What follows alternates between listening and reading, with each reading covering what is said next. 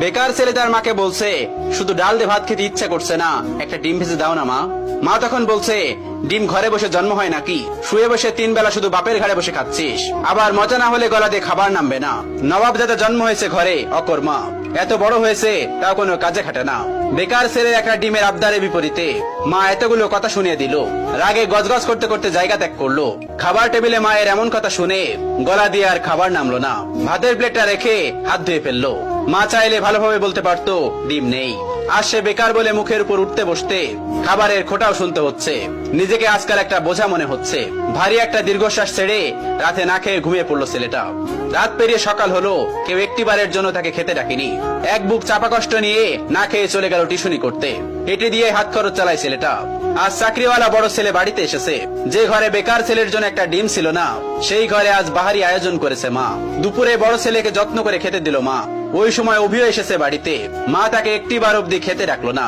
পেটের ক্ষুধা জানে এক প্লেট ভাতের জন্য কত কটু কথা সহ্য করে নিতে হয়।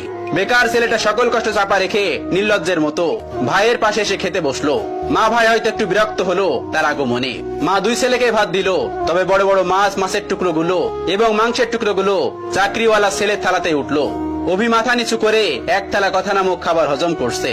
আর সেই ফাঁকে মা বড় ছেলের ভাতের নিচে বড় সড়ক একটা চিংড়ি গুজে দিল, যা চোখ এড়ালো না বেকার ছেলেটির। কে বলল বাবা মায়ের ভালোবাসা সব সন্তানের জন্য সমান হয়? এই যে মায়ের ভালোবাসায় কত ব্যবধান, এই কষ্টগুলো কাউকে বলা যায় না, আর সহ্য করা যায় না। আজ তারও একটা চাকরি হলে মা তাকেও নিশ্চয়ই এভাবে এক্সট্রা খাতির যত্ন করত। কথায় কথায় মন্দ বলতো না। হঠাৎ চোখের কোনায় দুফোঁটা জল চিকচিক করছে ছেলেটার। সাথে সাথে খুব গোপনে তা লুকিয়ে প্লেটের ভাতগুলো চুপচাপ খেয়ে নিল। বিষণ্ণ মনটা নিয়ে শুয়েছে ছেলেটা কিছুক্ষণ। এরই মধ্যে মুঠোফোনটা বেজে উঠলো। তার প্রিয় মানুষটি ফোন দিয়েছে। তার প্রিয় মানুষটির ফোনের নামটা দেখে অভির মুখে হাসি ফুটে উঠলো। রিসিভ করার সাথে সাথে তার প্রিয় মানুষটি ব্যস্ত কণ্ঠে বলল, অভি, তোমার সাথে বিকাল 4টায় আমি দেখা করতে চাচ্ছি। আমি নদীর পাড়ে অপেক্ষা করছি তোমার জন্য। তুমি তাড়াতাড়ি চলে এসো, জরুরি কথা আছে। অভির হাসি মুখটা চুপসে গেল এক নিমিষেই। পকেটটা একেবারে শূন্য। টিউশনির টাকা পেতে এখনো 10 দিনের মতো লাগবে। নিজের কাছে গাড়ি ভাড়াটাও নেই। তবুও মৃত্যু হেসে তার প্রিয় মানুষটাকে বলল, ঠিক আছে, আমি আসছি। অভি সাথে সাথে রেডি হয়ে নিল। ভয়ে ভয়ে বাবার রুমে গিয়ে ভীতু কণ্ঠে বলল, আব্বা। বাবা তখন বললেন, হ কন সাহেব, গায়ে বাতাস লাগাতে যাচ্ছেন বুঝি? বাবার ঠেস মারা কথা গায়ে মাখলো না অভি, বরং অনুনয় করে বলল, আমাকে 100 টাকা দিবেন আব্বা, খুব আর্জেন্ট দরকার। বাবা তখন বলল, টাকা তো আর গাছে ধরে না যে তোকে ছিঁড়ে ছিঁড়ে দিব। নিজে কামাই করতে পারিস না? মানুষের ছোট ছোট পোলা বানো কত টাকা কামাই, পুরো সংসার চালাই, আর এত বড় দামড়া হয়েও বাপের কাছে টাকা চাও? এই লজ্জা করে না তোর? তুই সারাদিন গায়ে বাতাস লাগায় বেড়াবি, আর প্রত্যেক দিন তোর আমি টাকা দিব? অনেক তো বাসায় বাসায় খাওয়াইছি, আর না। তুই আমার সোজা সাপটা কথা শোন, আমি তো এত পকেট খরচ দিতে পারবো না। এখন থেকে নিজে নিজে ইনকাম করে খা, আর তা না পারলে আমার ঘর থেকে বাইর হয়ে যা। এত ঝামেলা আমার সহ্য হয় না, তুই আমার চোখের সামনে থেকে দূর হ। বাবার এতগুলো কথা শুনে ছেলেটার বুকটা মোচড় দিয়ে উঠলো।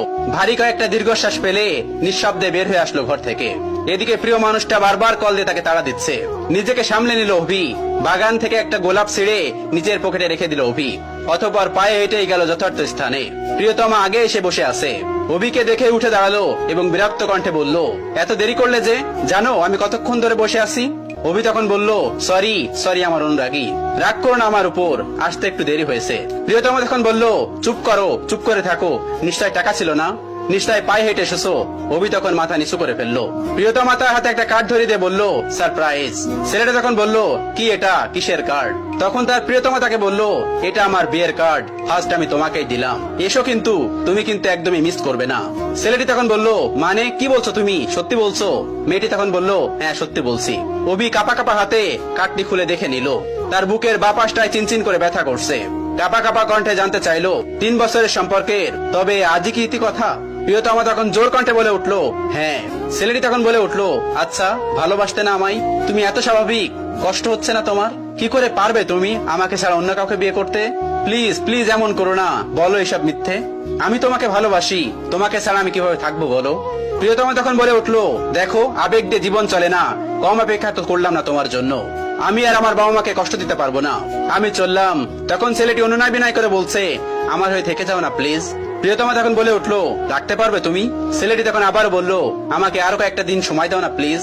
প্রিয়তমা তখন জোর কণ্ঠে বলে উঠলো, রাখতে পারলে এক্ষুনি, আর না হয় আর আটকিও না। ছেলেটি হাঁটু গেড়ে বসে পড়লো মাটিতে। কিভাবে আগলে রাখবে